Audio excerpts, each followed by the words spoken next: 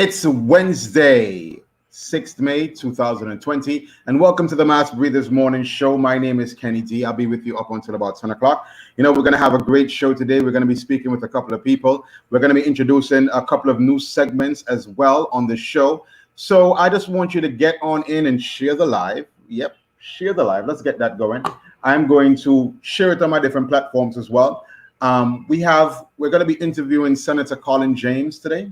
So that's going to be a very cool interview. That's going to be coming up at about 9:20, around there. So we're also going to be showcasing a new feature called Beauty and the Beat, which is going to be, we're going to be showcasing Tamika, which is Meek's Beauty. She is a talented makeup artist. She's going to be on the show in just a little bit as well. But before we do any of that, we got to go take a very short pause for a cause, go pay some bills. Of course, you know, this show would not be possible without the support of ACT and Radio Shack, without Premier Beverages and Antigua Distillery, and without Subway. So let's go get that first, and then we'll be right back.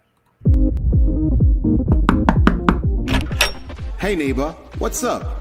Hey man, Karen's complaining about the noise. I'm gonna need you to turn down the music a little bit. Oh, Shack! Is that the new Radio Shack self-powered wireless speaker system? That subwoofer looks beautiful.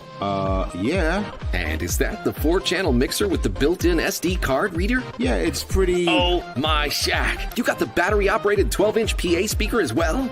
Well, Radio Shack is my go-to place for all my DJ and audio gear, with the best prices in town. Awesome! And is that a Bluetooth... Wait... DJ Kenny, are you having a party? How come we weren't invited? Visit Radio Shack today for all your audio needs. That workout was intense. Let's grab some water. No prob. I'll go get it. Here you go, Jess. Think you said you were going to get water. So, what's this? I need a water that is just as good as that workout. Okay. I only drink Oasis water because it's the most trusted brand and the only locally produced water that is internationally certified. Wait, a big thing's that? Yeah, it's the only water that tests in their own lab at Dunbar's and sent to Canada for further testing. So you would tell me Oasis have a Canadian visa and me not have none yet? All I'm saying, trust the brand. It's so good, it's asked for by name. So, what am I to do with this water, yeah? Well, you can go home and throw me in your iron. Oasis Water, a product of the Antigua Distillery and distributed island-wide by Premier Beverages. Subway for you, Subway for me. Subway, Reckless Street is open for delivery and curbside pickup orders only. So go to the Quick Serve website or download the app for delivery orders. Or call us at 562-5539 or 562-5639 to place your orders for curbside pickup at Subway. We are here for you. Subway for you. Subway for me. All right, welcome back to the Mass Breathers Morning Show. And you know, the first thing that we're going to do this morning is we're going to take a look at some newspapers across the region. Some newspapers across Antigua and Barbuda. So we're going to take a look at the Point Express and we're going to take a look at the Daily Observer. If time allows me to do both, because, you know, the show is kind of packed today. So I might just do the Point Express to start. And then after I get through my interviews, you may take a look at the Daily Observer at the end of the show. Okay. So in the headline for the Point Express, and give me more. Let me take my tea. I actually have to eat. I have to also send out one more thing. So bear with me, people. Bear with me. Because okay. All right. Boom. Yes. One last one. Okay, we're good to go. I'm sorry about that. I had to do that. Oh, you see me work and everything. Yeah, I'm a ever working guy. Okay, so on the headline for the Point Express, it says thousands to benefit from government assistance program. We're going to read more on that in a bit. A story on page 9 says nurses get seedlings. There's a story on page 4, which is no cash handouts. All right, so let's start here with a story on page 2. 1 year, an elderly woman still missing. Family begs for help. And this is a very sad situation here. Let's read into it. Tomorrow, Thursday, 7th May 2020, marks 1 year since 74-year-old Hyacinth Gage of Potters Village disappeared. The senior citizen was taken to Mount St. John's Medical Center by her daughter around 7:30 a.m. That day for what was described as a routine test. Mid-morning came, engaged daughter grew concerned that her mother had not contacted her as expected. Despite extensive island-wide searches by relatives, police, concerned members of her church, and family, Hyacinth Gage has still not been found. The elderly woman's children are making a fresh public appeal to anyone with information that might shed some light on her disappearance. They say this has been an unbearably difficult time for them, and any tips or leads, however small, could assist the ongoing search for their missing mother. If you have any information that could help locate Hyacinth Gage, the lady pictured there, if you can see it for those who are watching the live, please contact the police or call 723-5096 or 775-1495. That's very sad. I do hope that the family gets some closure with regards to that. Okay.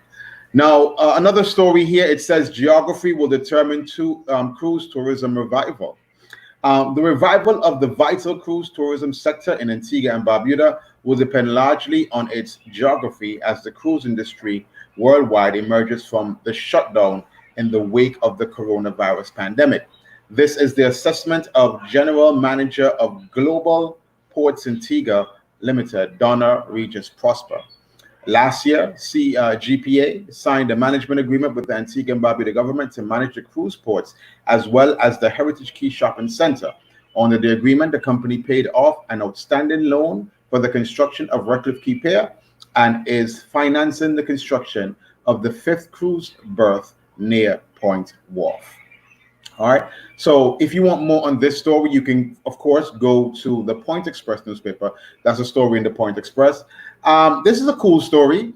Sandals announces reopening. And, we look forward to things like that. Sandals Resorts on Monday announced it will begin reopening its properties across the Caribbean in early June, which is a good look. Most of the company's 18 resorts are scheduled to reopen on June 4th, including properties in Antigua, Barbados, Grenada, Jamaica, St. Lucia, and Turks and Caicos, according to a statement. In its Bahamas locations, Sandals Royal Bahamian and Sandals Emerald Bay have a scheduled opening date of June 15th due to several ongoing travel restrictions. So June 16th for Bahamas. All right. Now, let's move on, because I know this is probably what most people would want to hear about. There will be no cash handouts. Okay. Government will not be dealing out direct cash grants to private individuals or enterprises that have been devastated by business lockdowns, which were imposed in response to the COVID-19 pandemic. This has been made clear by Prime Minister and Minister of Finance Gaston Brown as he spoke of his administration's plans to revive the Antigua and Barbuda economy while grappling with unprecedented financial constraints. He said government would have no choice but to borrow massively in order to meet this fiscal obligation and reignite the major production sectors like tourism, which has been completely shut down because of the COVID crisis. The Prime Minister said dishing out money to people and entrepreneurs such as taxi drivers would not achieve national economic objectives. They want the government to strain itself to say we're going to give out $100 million in checks to people. Whatever money that we raise will be to invest in capital projects that will generate revenue. We are not going to take scarce resources, monies that we have to borrow and struggle to pay back, and put them into debt projects or spending that would not create any value, he stated. Okay, so that was some information there from the Prime Minister. We're going to take a look at some other items in the paper. Don't forget, you can share this live. Yes, you can share this live. Get in on it. Share this live. Coming up in a bit, we are going to see what's happening with one of my features for today, which is going to be speaking with Beauty and the Beat, where it's I'm gonna give you ladies a chance to showcase, get some tips for your makeup and this and that and all that good stuff. And I got to look out for you, right? Here's another article before we go into that. Heritage Key reopens for business. This is cool. As the country moves to restart business following the total lockdown caused by COVID-19 pandemic, the Heritage Key Duty Free Shopping Center has started a phased reopening from last Friday. Okay. In a statement from the operators of the key global ports in Antigua, several of the stores that make up the shopping center relaunched operations on Friday, May 1st. Okay. Including various retail and food beverage outlets. All right. General Manager of Global Ports Antigua Limited, Donna Lizelle Regis Prosper, describes some of the changes that have been implemented to improve the shopping experience and to protect tenants and shoppers. Okay. The Heritage Key Duty Free Shopping Center reopened select stores this week in accordance with COVID-19 emergency orders and established by the government of Antigua and Barbuda. Several of our tenants serve the local market and want to ensure a safe shopping environment. The open air shopping environment here at Heritage Key makes it easier for our customers to practice social distancing. All right. So if you want more on this, of course, you can go and check out the Point Express newspaper. You can get more on this and other stories in the Point Express. I do encourage you to go and do so as quickly as possible. We're going to go into another feature on the show here. I'm going to be joined by a friend of mine. She's going to be giving you some makeup tips and some beauty tips here on the show. She is super talented, and we're going to get to her in just a bit. But in the meantime, though, we're going to go take a very short commercial break. Once again, you're tuned in to the Mass Breathers Morning Show. Hey neighbor, what's up?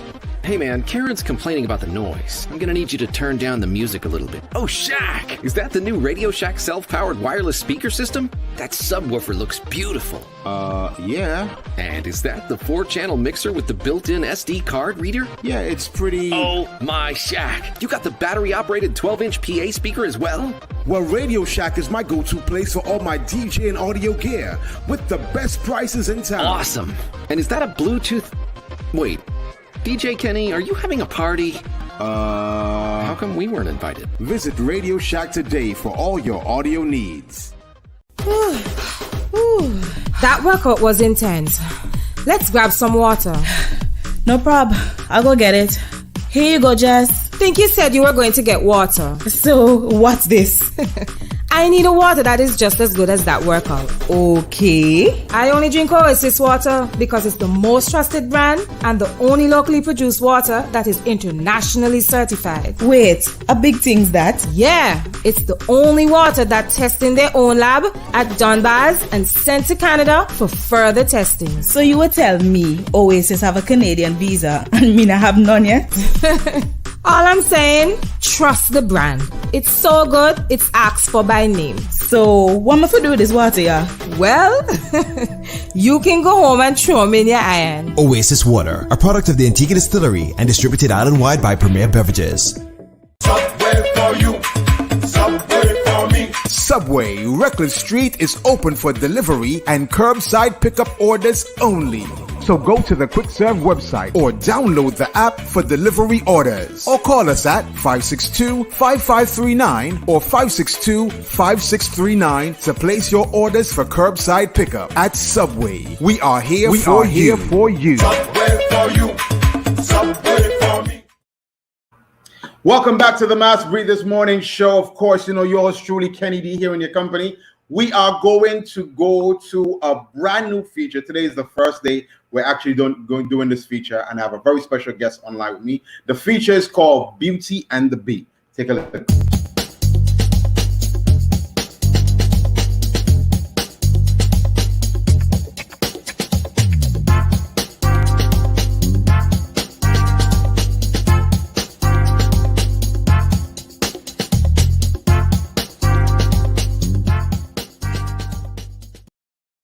Alrighty then. Well, with me right now, I am being joined by the talented, the lovely Tamika from Meeks Beauty Studio, Meeks Beats Beauty Studio. I know it's so funny.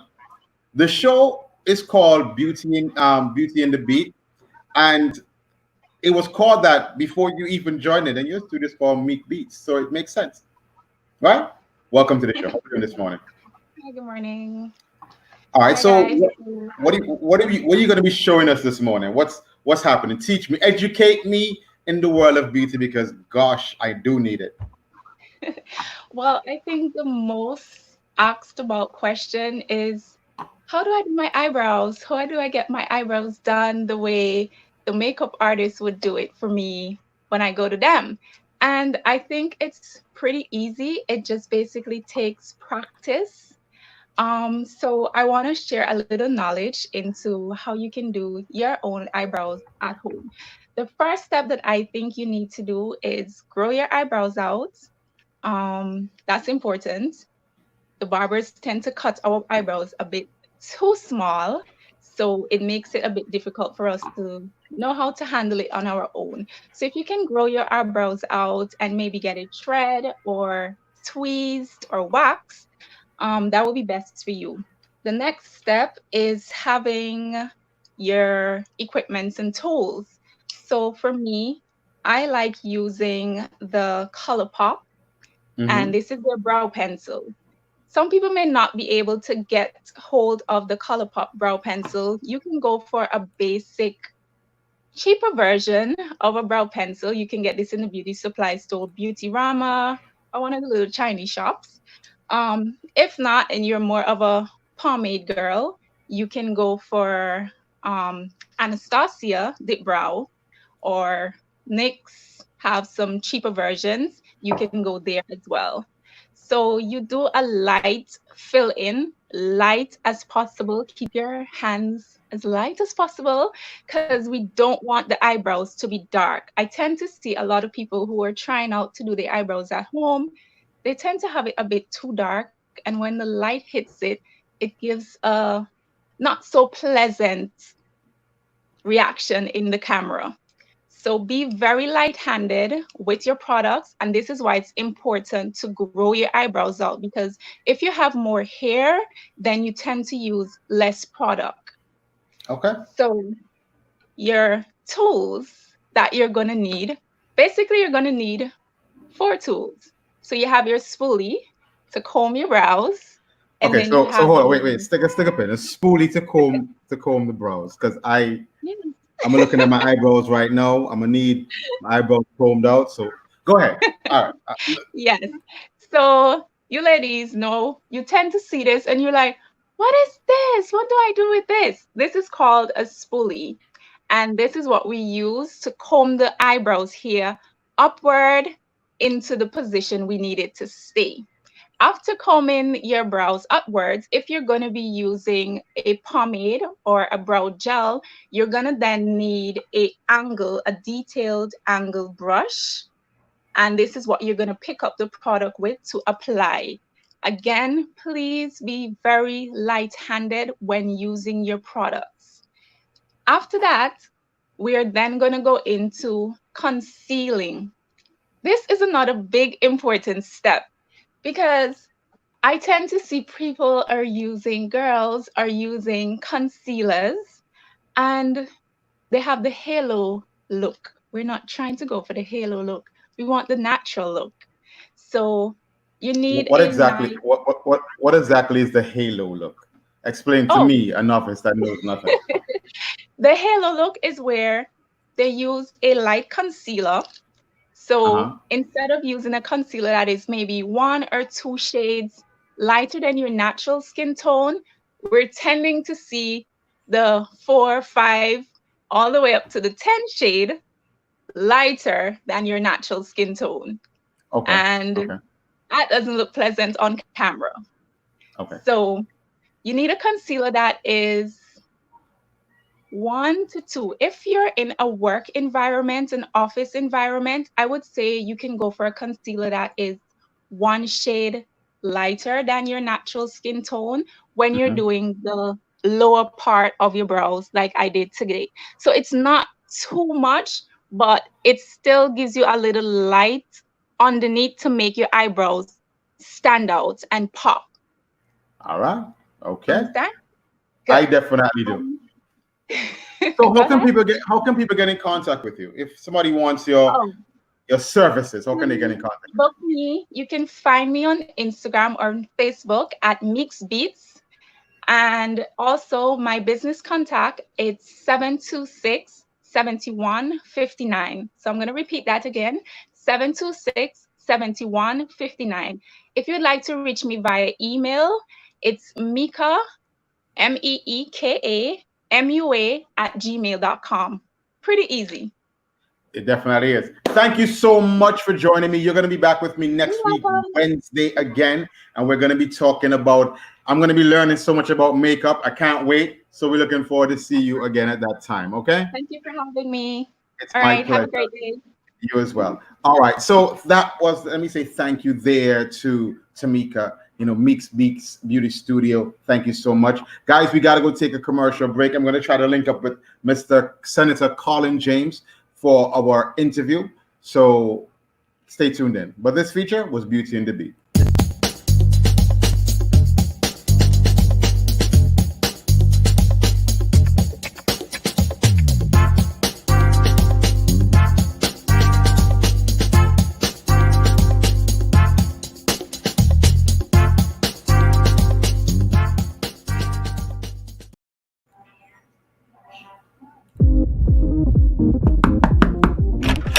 Hey neighbor, what's up?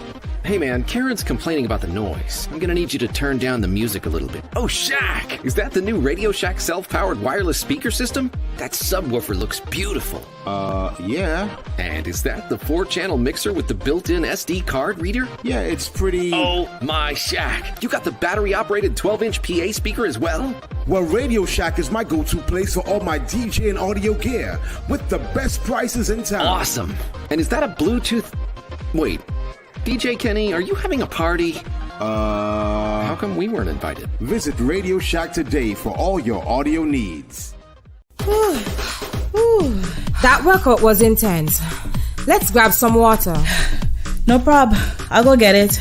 Here you go, Jess. Think you said you were going to get water. So, what's this? I need a water that is just as good as that workout. Okay. I only drink Oasis water because it's the most trusted brand and the only locally produced water that is internationally certified. Wait, a big thing's that? Yeah, it's the only water that tests in their own lab at Dunbar's and sent to Canada for further testing. So you would tell me Oasis have a Canadian visa and me not have none yet? All I'm saying, trust the brand. It's so good, it's asked for by name. So, what am I to do with this water, yeah? Well, you can go home and throw them in your iron. Oasis Water, a product of the Antigua Distillery and distributed island-wide by Premier Beverages. Subway for you, Subway for me. Subway Reckless Street is open for delivery and curbside pickup orders only. So go to the Quick Serve website Or download the app for delivery orders. Or call us at 562-5539 or 562-5639 to place your orders for curbside pickup. At Subway, we are here for you. Subway for you. Subway for me. Welcome back to the Mask Breathers Morning Show. We're just trying to get, I'm speaking with Senator Colin James. We're just trying to get him connected to the feed. So just give us a moment while that is getting done. All right. He is joining me right now. So, yes, I think he is here. Let me just make sure he is ready and good to go. What I want to encourage everybody to do is to share the live. Yes, definitely share the live feed. I see the senator. He's here with me. I'm just going to make sure that his camera is all sorted out. Just a moment.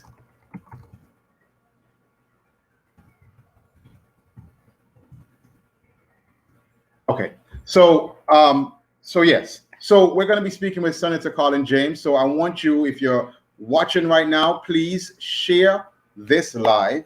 Let's get this going. Share this live. This is a very important conversation we're going to be having here. So I'm encouraging everybody to share the live, and let's get that going. So tell you what, let's take another quick commercial as I just get everything sorted out here with him in just a moment.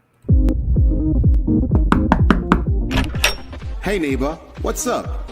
Hey man, Karen's complaining about the noise. I'm gonna need you to turn down the music a little bit. Oh, Shaq! Is that the new Radio Shack self-powered wireless speaker system? That subwoofer looks beautiful. Yeah. And is that the 4-channel mixer with the built-in SD card reader? Yeah, it's pretty... Oh my, Shaq! You got the battery-operated 12-inch PA speaker as well? Well, Radio Shack is my go-to place for all my DJ and audio gear, with the best prices in town. Awesome!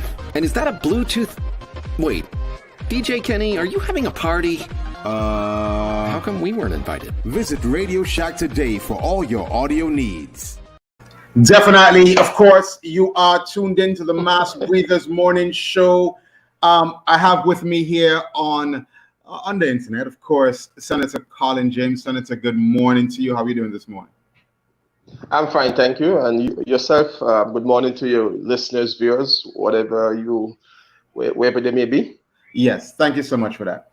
Now, Senator, I've been doing this new program for a while, and I'm glad I started it because I get to speak with persons that I find interesting. I get to speak with persons that, when you work for other media houses, you have to play by their rules. With this here, I can pretty much, speak to whomever I want to speak to. So let's talk about you for a little bit. You grew up in All Saints, right? You grew up in All Saints Village? Yes, certainly. But before I get into that, let me commend you on your entrepreneurship approach towards media, because I have always advocated that once you get involved in media, you should always seek a pathway for yourself. And your idea of getting this Facebook Live program together is certainly commendable. And I would just want to encourage other media workers to do likewise. But getting back to your question, yes, I was born, bred, and grew up in All Saints, literally born in the village of All Saints in a place called Osborne. And that was not too far away from where my mother and my grandparents lived. I'm a descendant of the family. I'm also, although I'm a James, my father is a James, my mother is a Carr. My father was a James because he passed last September. And my mother is a Carr. So I basically come from a very large All Saints family. Okay. So when did you start falling in love with sports? At what age do you think? Well, I believe I fell in love in sports even before I was born, because my parents were in love not only with themselves but with sports. And my father was a sports administrator in the community of All Saints, and he would have been doing that since he was in school. I guess basically when he met my mother, he converted her to fall in love with sports as well, not only with him. So it was a love that was conceived even before I was born. So I basically was born into it, grew into it, love and still love it, and just do everything I can do to push sports as much as I can. So it is something that I gravitated to ever since I knew myself, maybe from age maybe 9, 10 or so, going up there, when I used to go to the Mark playing field for what was known in those days as States Day. That was an annual athletic event.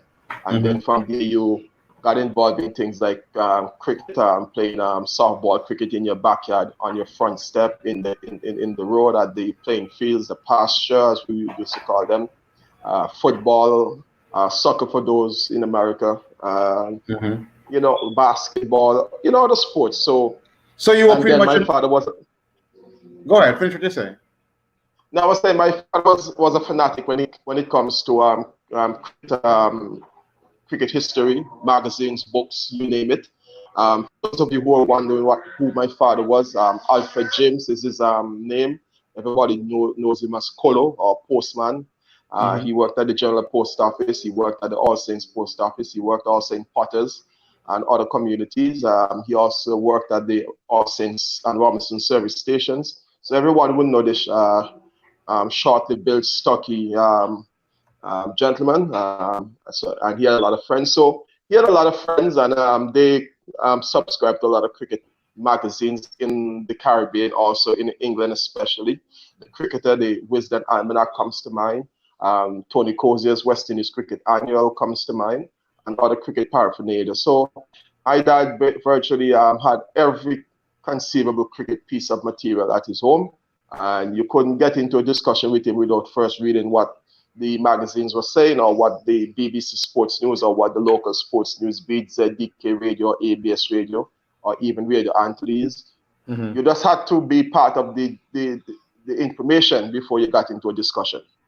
So was him being so involved and liking those things, is that what gave you a love for media? Because you got into media as well. What moved you into getting into media? What caused that?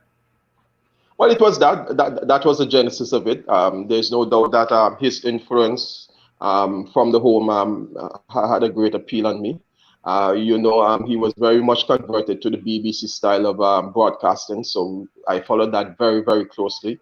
I can remember him buying audio cassettes of different aspects of media work. There was a particular series of cassettes that he bought that always had an impression on me, even up to now. It was the autobiography of a famous British England cricketer called Freddie Truman, where he told his life story. Mm-hmm. And my dad was also very fanatic about transistor radio. So every bedroom, every room in the house virtually had a transistor radio. And you had to listen to these video cassettes, and they were like about 60 minutes in duration, and you have to spend the time to listen. And it also always fascinated me how this man had this British English accent. And that sort of left an impression with me. And then you get into cricket commentary, where you had the Henry Bofields, the Brian Johnsons, the different English commentators, Christopher Martin Jenkins, and the voices of the BBC's sports reporters, Paddy Feeney, and others, So that way it started, and then after just about 82, 83, I believe, still going to the Antigua Grammar School, I began to get involved in reporting and community sporting events, especially the Football League in all states, especially the Softball Cricket League. So what I would do, I would basically get the results of the matches, and then rush home every evening, write the reports, and then call into ABS or ZDK, both of them, and give them the information. And the sports reporters there at ABS, now Dr. Clarence Henry, Jack Matthew, and King Frankai at ZDK, would encourage me not only to write the reports, but also to read them by the telephone. And that dovetailed into covering Premier Division matches at the Antigua Recreation Ground. So, Stickpin, how old were you when you started doing that? Because you did say you were still going to school. So how old were you? I believe I was somewhere between 15 going and 16, because if it was 82, I'd have already been just about 16. These matches were being played in the Austin's Football League in the summer, so it would have been anywhere between June, July of 81, 82, 83, around there. So I would have just about approaching my 16th birthday, because I'm born in September. Okay. Then the love of it caused you to want to do a little bit more. Now, there was a team in the community called Attackers, as my father was the secretary of the club, and some people say he was also the treasurer. And we used to follow Attackers very religiously. We would get on the bus with the players and the fans. This bus was operated by a guy called late Stin Samuel. I think Austin was his first name. So if you went in Boston, go to the football matches at the Princess Margaret Ground, at the Villa Ground, at any community ground, because Attack then was in the first division. And then we all wanted Attackers to go to the Premier Division. So it was, so I would go to the Premier Division matches, watch the games, and then I would hustle to what was known then as Minute Meal, where the APA building is now the new APA headquarters. Headquarters is located. There was Minute Meal back in the 80s there, run by the Benji's family. So I would quickly get a snack, maybe pieces of chicken or fries and a cup of juice, and the workers, they would wonder, what is this guy always coming in here anything between 6 and 6:30? Was writing something, must be writing a book. But I never really told them what I was doing. And then from there, I will, like Superman, go to the telephone exchange up on Long Street, the APA telephone exchange on Long Street, just on the southern side of the Anglican Cathedral. There was a telephone exchange there with a number of phone booths. Okay, I'm getting to one of them. Your connection is any better? It is still breaking up somewhat, but we're going to try to work along with it. I mean, there's nothing we can do now at this point in regards to the internet connection. But so you were doing, you were pretty much doing media at 15, 16. You got into that, following the matches, reading information out on ABS and ZDK. But you were also professionally trained in journalism. When did you make that journey and get that formal education in the subject matter? Yes. So from there, after leaving school in '84, I went to ABS.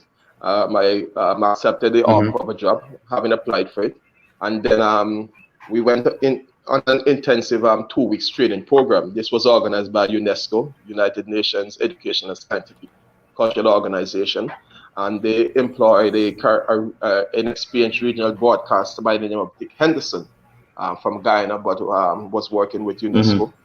And he came and did an intensive 2 weeks training program with people like myself, Alex Nicholas, who is still at ABS, Maxine Allen, who is over at Point FM, also involved with people like David Messiah, the General Secretary of the Antigua Workers Union, Dennis Sion as well, who is now at Nice FM, among others. I hope I don't forget anybody. Those are some icons.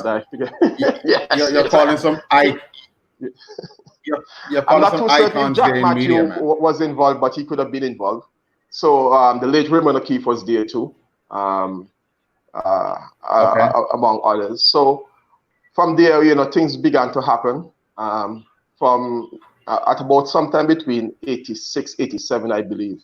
The late Louis Daniel, who was one of my mentors, along with a guy called Everton Barnes, who is now the editor of Point Express.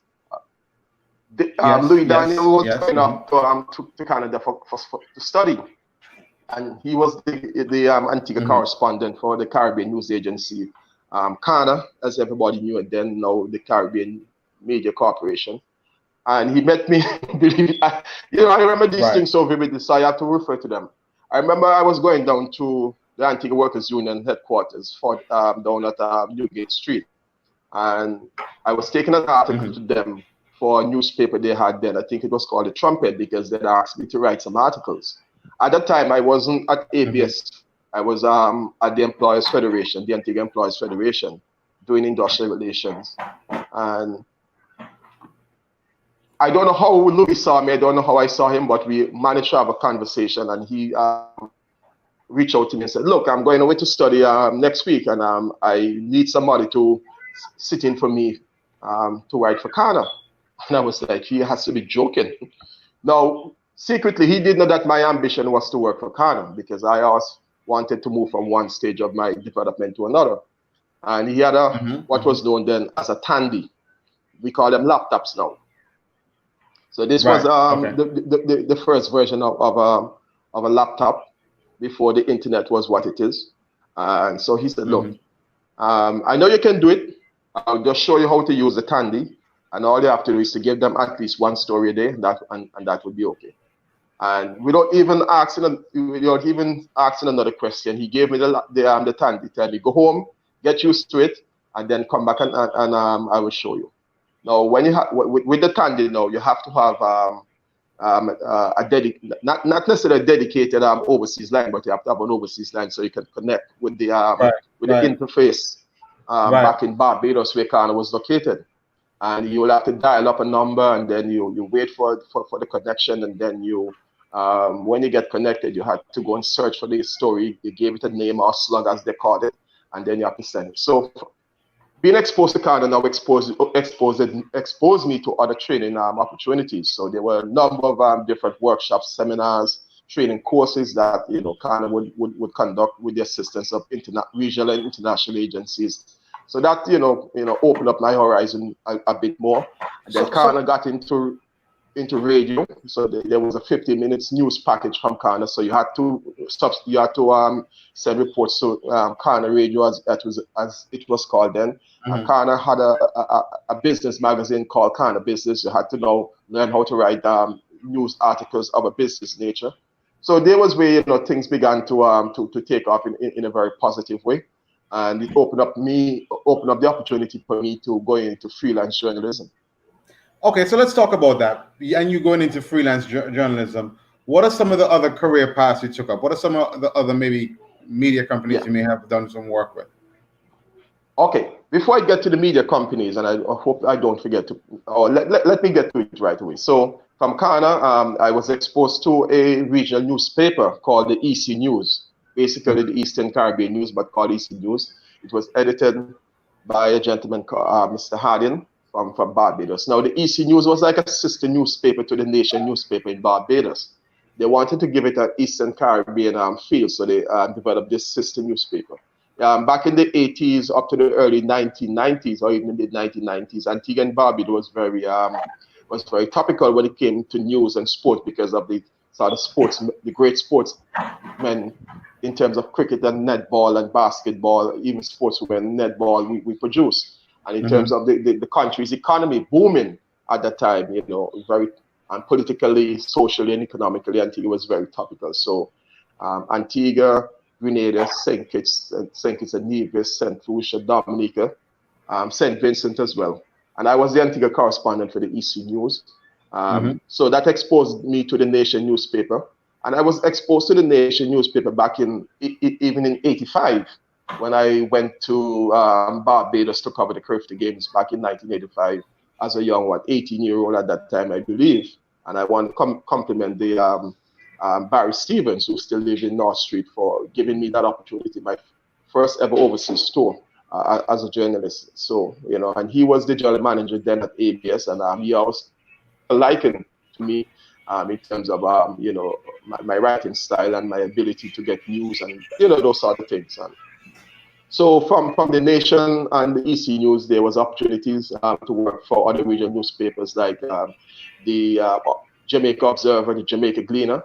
At the time, when the Jamaica Observer came on stream, the editor was an Antiguan-born man. They were pageant editors who went to Jamaica to study, and also had a good stint with the Caribbean news agency Ghana. So by the time the Jamaica Observer came on the scene, he was literally taken from Ghana to head up the Jamaica Observer. And he too, you know, always wanted news out of Antigua. And when we met in Jamaica back in the early 1990s, we had a nice relationship and so on. I also had the opportunity to report for as I said, the BBC, but also the Associated Press. I was the Antigua correspondent for the Associated Press for a while. Yeah. Wow. I remember covering. Senator, you there? Okay, it seems like we may have lost the senator somewhat. Of course, you know. And then when we had the infamous story regarding the DC sniper, John Allen Muhammad and Lee Malvo, yes, the New York Times engaged me to write articles and also send photos to them.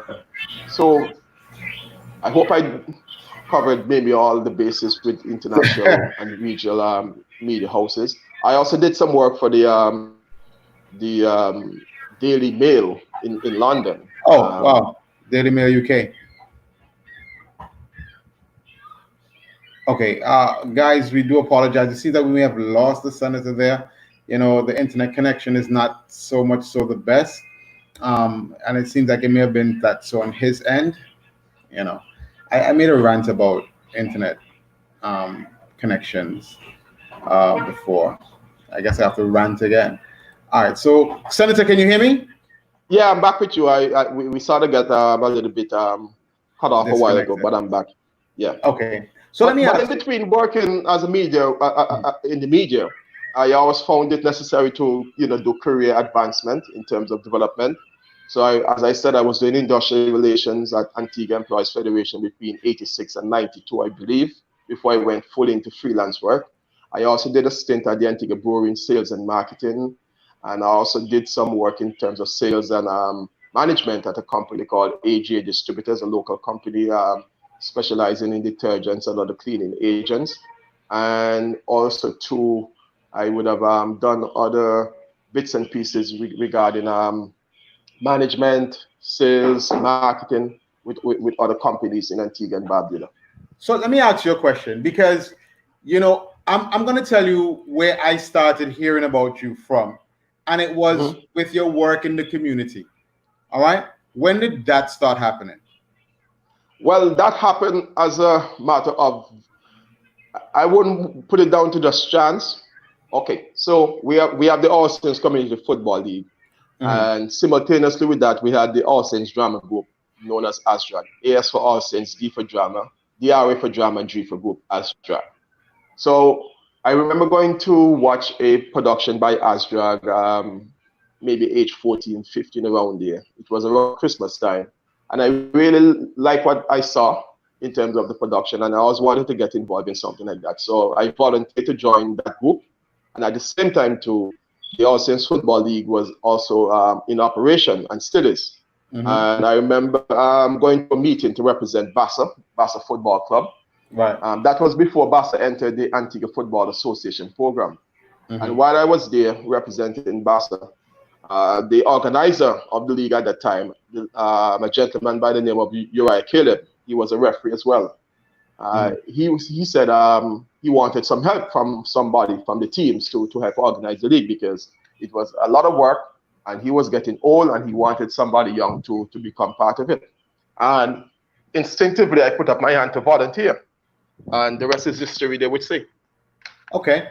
So I would help him organize the fixtures, organize the referees, and, you know, as I said, I was reporting on the outcome of the matches, and I just got into it until one day he decided that he had enough. And having worked with him for at least 2-3 years, I decided to take it on. But I had to seek advice not only from him, but from another gentleman, the late Eustace Newton, a former politician and farmer, because he was very close to my father. And I, you know, had to lead on his counsel as well, because he was a former organizer of the league with a guy called Glenford Knight, who was from Bassa as well. And we always looked up to him, Glenford, because we called him Professor. Because as far as we were concerned, he was the first person from our community in All Saints, Bassa, to go to UWI in Jamaica. So we always look up to him for, you know, for his achievements in terms of education, and always wanted to be a part of what he was doing. So, you know, the influence from people that you grew up with, people that your parents were associated with, all that combined to, you know, get you involved in community activities. Okay, so you're very heavily involved in media. You're very heavily involved in sports. You were very heavily involved in community activities. Then, you know, you got into politics. What caused that transition? Your microphone is muted. I think you muted your microphone by accident. Let me see here. I think it's muted on your end. Okay, go ahead. Yes. It's still muted. 1 second. Let me see if I can try to do anything from my... Okay. Yes. I think it's better, yeah. So some would say it's a natural progression that if you're involved in community work and you're always interacting with people, you get to love people, you always want to give a helping hand, and so on and so forth. So, you know, it was something that, you know, you moved into. But I must say, even before I accepted that decision to go into politics, back in 2012, 2013, I remember back somewhere before the 2004 general elections. It was a Sunday afternoon at Macron, and we had the league going on. And I was approached by a gentleman by the name of Winston Gums. He came all the way from All Saints. He knew my parents well, because I think my father and him worked together, or they knew each other. He knew my parents, and he came and said, look, you know, we want you to come and join the Antigua Labour Party, because the election is coming around the corner, and you should consider being involved. And, you know, I considered it quite seriously, but I said, no, maybe the time wasn't right, because I was really heavily involved in media work, and I would have disappointed a lot of media organizations if I had taken the opportunity then, because as I said, I was a correspondent for at least 2 or 3 media organizations, not only in the Caribbean, but across the world. And I felt it, you know, if I just made that big change, Because once you became a journalist, your objectivity in terms of news reporting would have gone. Once you become a politician, sorry. Yes. So your objectivity. So I really didn't want to, put that injure my reputation as a journalist. And I said, if it's only for one thing why I wouldn't take up the offer was because I was very heavily committed and involved in journalism. By the time 2012 came around, when the approach was made again, I had virtually exhausted all my work with media organizations because of the global financial crisis back in 2009, 2010. A lot of media houses downsized. The internet was very popular by then. So, a lot of organizations, media houses were getting reports via, the internet, social media, that kind of thing. Right. And even locally too, like I had done work with the Observer. I began working with the Observer Media Group as a freelancer back in early 2000 up until about 2008, 2009, I believe. Then I began working with Observer Radio separately to the newspaper, somewhere between 2006, 2007. I remember doing a program on Observer Radio every Wednesday just before the Cricket World Cup came to the Caribbean. So somewhere between 2006 and 2007, I was the host of Voice of the People on Observer Radio on a Wednesday, educating and informing people about Cricket World Cup. So by the time, I believe, 2010, 2011, that come around, I exhausted all my opportunities with media houses. And in between 2006 and 2011, I had done a stint with the Antigua and Barbuda Electoral Commission as the public relations officer. And then my contract wasn't renewed in 2011, I believe. And so I just, and I was still doing bits and pieces of freelance work. You would remember that we met up at Vibes FM. Yes, we did. Somewhere between 2012, 2013, and we did a morning sports show. Yes. Yeah. So I had to seek employment while that period of time because nothing was happening. And then again, I was approached at the back end of 2012, early 2013 by Labour Party again to run in Austin, East and St. Luke, and I said, well, you can't say no twice, so give it a shot. Okay, all right.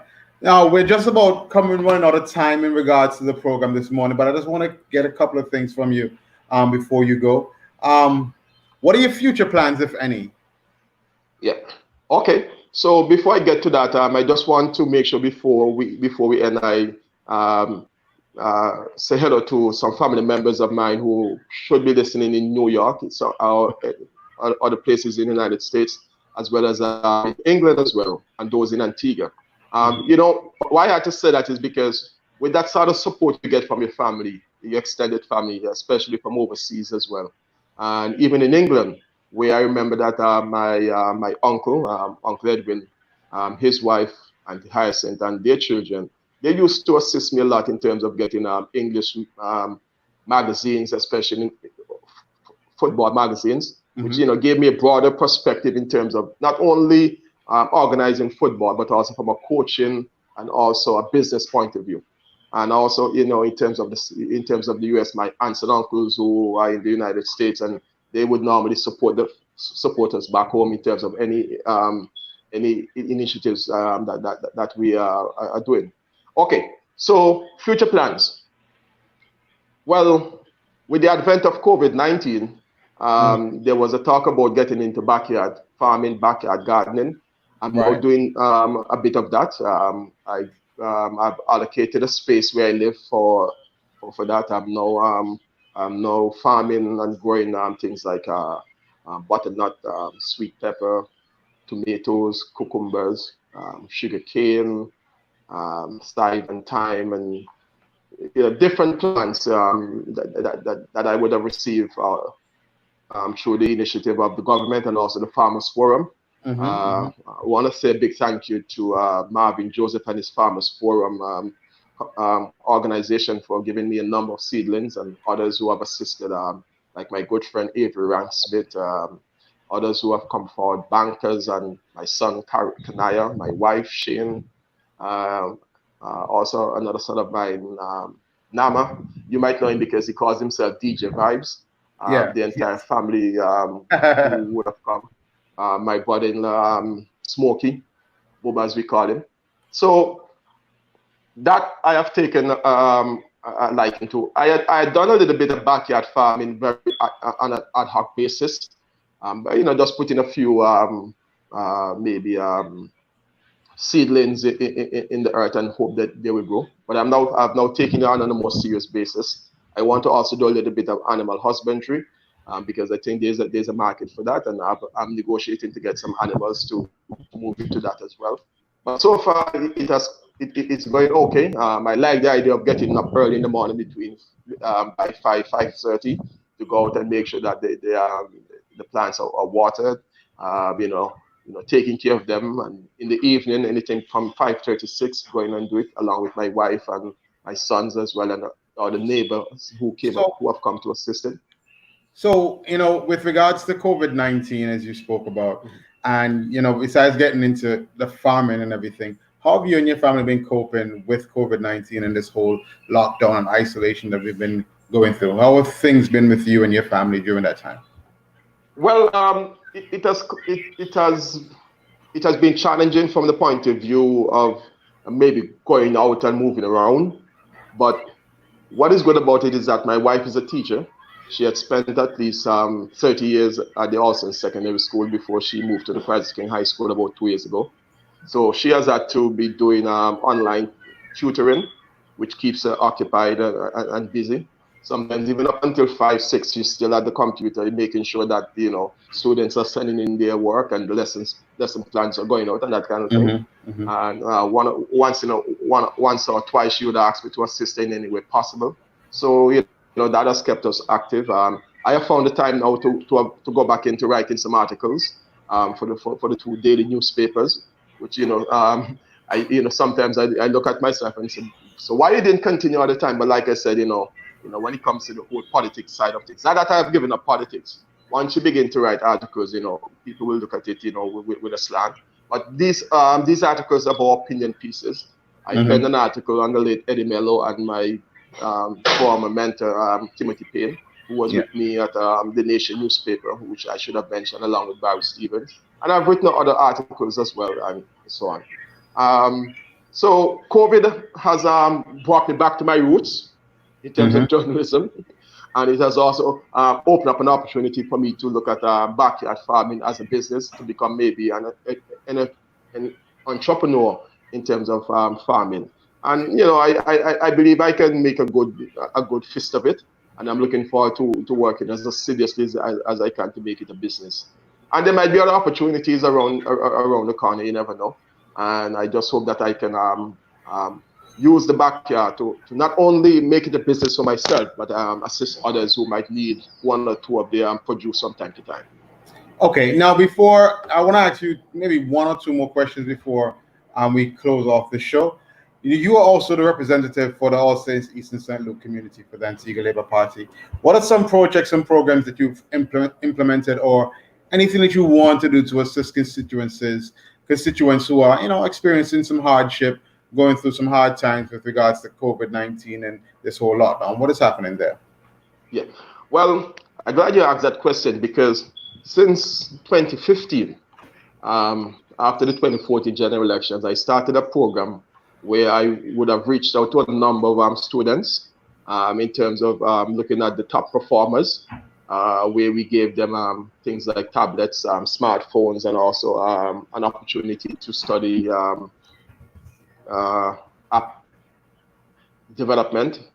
So we would have expanded that program over the last 5 years to include not only just the top performers, but every graduation that goes on at the various schools in the communities, whether it be J.T. Ambrose and Alston Secondary, whether it be Irene B. Williams or C.T. Samuel and John Hughes, the Oldwood Primary School, and even the Buckley's Primary School, where a number of students come from the constituency. So we extended that, and just in January, February of this year, we gave out about a dozen tablets to the students of the C.T. Samuel School who had graduated to secondary school. We are going to make a similar initiative. We announced a similar initiative for the Oldwood Primary School. I think it's about 19 or 20 tablets that we are looking to secure for the students there who would have graduated.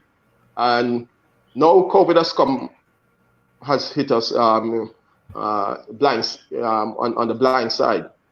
There are a number of students who are now asking for tablets and laptops. So we have reached out to several organizations and individuals to see if we can secure some more laptops and tablets for these students because they have to study online.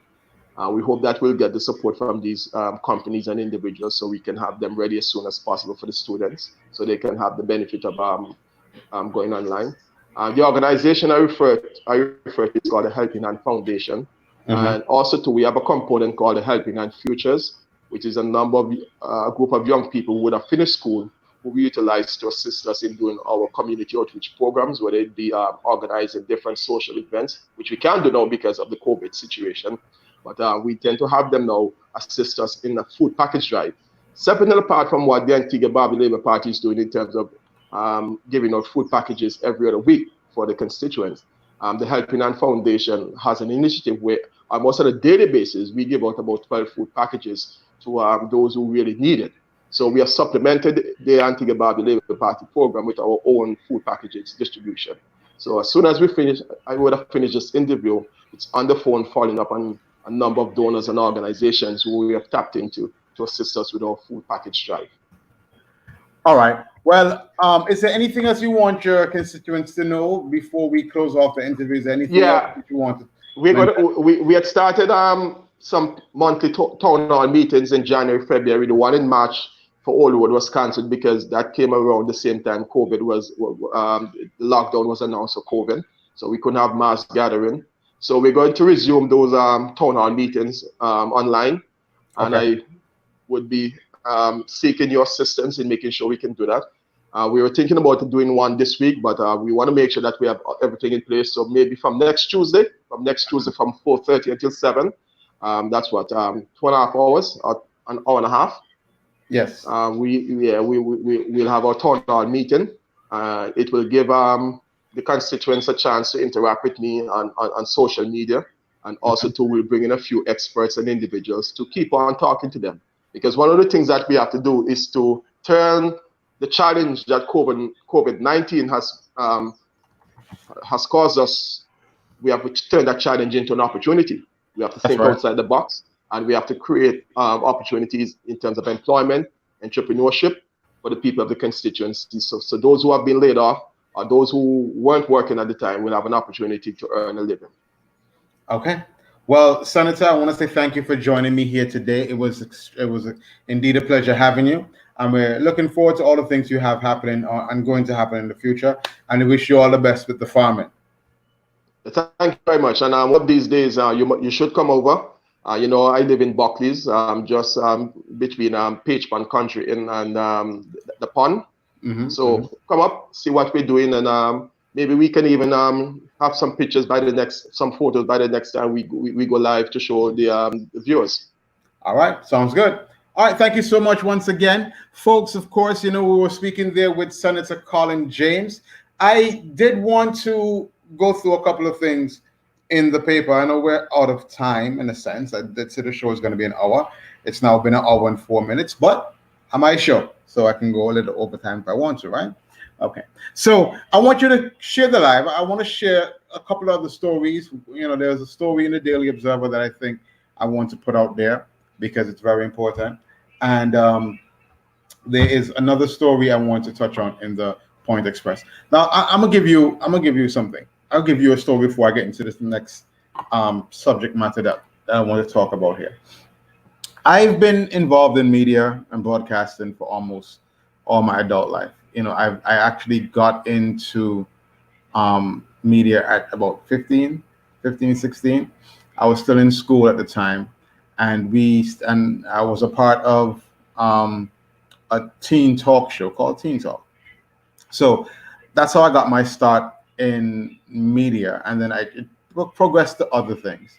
So with that progression, I also got into DJing. I also got into hosting events, and I was hosting an event in Anguilla. And this is one of my, there's moments you have in your career. There's some moments that I cherish, and this is one of the moments that I cherish because it came from somewhat of a tragedy, if you want to call it that, to being something magical. So this is one of the moments that I cherish. I was hosting an event in Angola called Soca Classic. That was the name of the event. And the event was supposed to feature Sparrow, the Mighty Sparrow, King Swallow, King Short Shirt. I think Sugar Aloes was also on the event, and somebody else. I think maybe Beckett. It was Beckett. I could be mistaken, but those 4 persons for sure were on the show. And it was around the time when, you know, the Mighty Sparrow was having some health problems, so he wasn't able to make the trip. So the promoter went to, of course, King Short Shirt and King Swallow, and they said, hey, I need you guys to headline the show. So this is a show in Angola. You had a host that was from Antigua, and the 2 headliners were also from Antigua. And trust me, the event was amazing.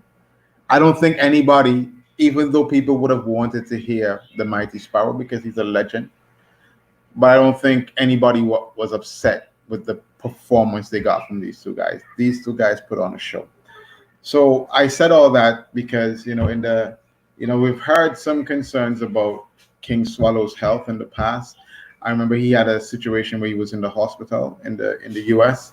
I think last year he performed at Breakfast Fest, and it was just amazing. He cried on stage because he said that with everything he was going through in terms of his health concerns, it's the people of Antigua and Barbuda who kept him going. He cried on stage because of that. That was another moment that, you know, was touching. So a headline in the Daily Observer today, and I'm going to share the headline with you so you can see it. It says, King Swallow hospitalized. All right, so I'm going to read a bit of that and see if there's anything that can be done and any way anybody out there can assist. The family of 4-time Calypso King, Sir Rupert King Swallow Philo, is asking the public to do what this mighty Calypsonian sang so eloquently in his 1978 rendition of Man to Man. Be a good neighbor to your brother. In the future, you may need it someday later when you're feeling some good pressure. The lyrics aptly declare as the Calypsonian called on people to help one another. 78-year-old Sir Rupert was admitted to the Mount St. John's Medical Center on Monday with kidney blockage. His daughter, Shanette Philo, said her father's current medical condition is a reoccurrence of what he suffered with in 2017 when a friend launched a campaign to raise funds for his medical expenses. His family is now asking for blood donations to replace what has been used up at the hospital's blood bank. As for his current state, Shanette told Observer that he's doing good, he is alert, and he is talking, and he knows where he is. A little better today than yesterday.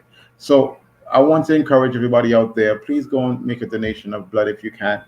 Of course, you know, it's needed. So if you're out there, please go and make a donation of blood for Sir Rupert King Swallow Philo. Okay, guys, this is bringing us to the end of the Mass Breathers Morning Show. I want to say thank you for all those who tuned in.